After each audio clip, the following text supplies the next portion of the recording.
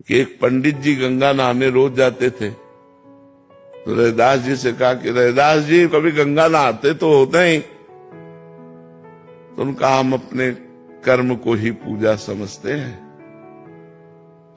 आप रोज गंगा नहाने जाते हो, ये 2 केला है, बड़ी कठिन कमाई के हैं, गंगा जी को दे देना, कह देना रैदास जी ने दिया है। पंडित जी ने ले लिया और जब जाकर गंगा जी से कहा कि रैदास जी ने ये 2 केले आपको दे, तो गंगा जी में से हाथ प्रकट हुआ और 2 केले लेके समा गया। फिर थोड़ी देर में हाथ प्रकट हुआ और आवाज आई कि स्वर्ण का जो कंगन है ये रैदास जी को हमारी तरफ से प्रसादी दे देना, गंगा जी ने।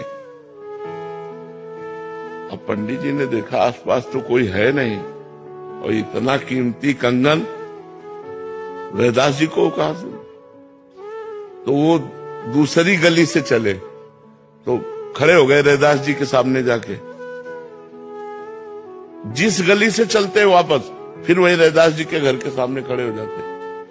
चमत्कार ये महापुरुष का कि गंगा जी ने कंगन दिया तो जिस गली से चलते घूम करके अपने घर के लिए वो पहुंच जाते रैदास जी के दरवाजे।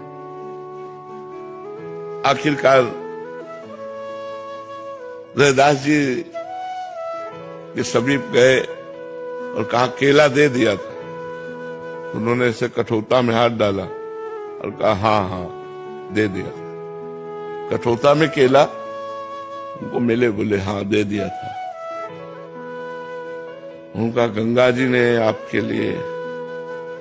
तो उनका हम इसको क्या करेंगे, आप ही रख लो। तो उन्होंने कहा कि ये तो धोवन है, इसमें आपने। तो उनको जानते हो क्या कहा था? सब कोई जानता है उनकी प्रसिद्धि इस बात की, मन चंगा कठौती पे गंगा। हाँ, तुम्हारे मन में कंगन की बेईमानी आ गई और कहां कहां घूमते हुए ऐसे भटकते हुए फिर यहीं आते रहे। मन चंगा तो कठौती।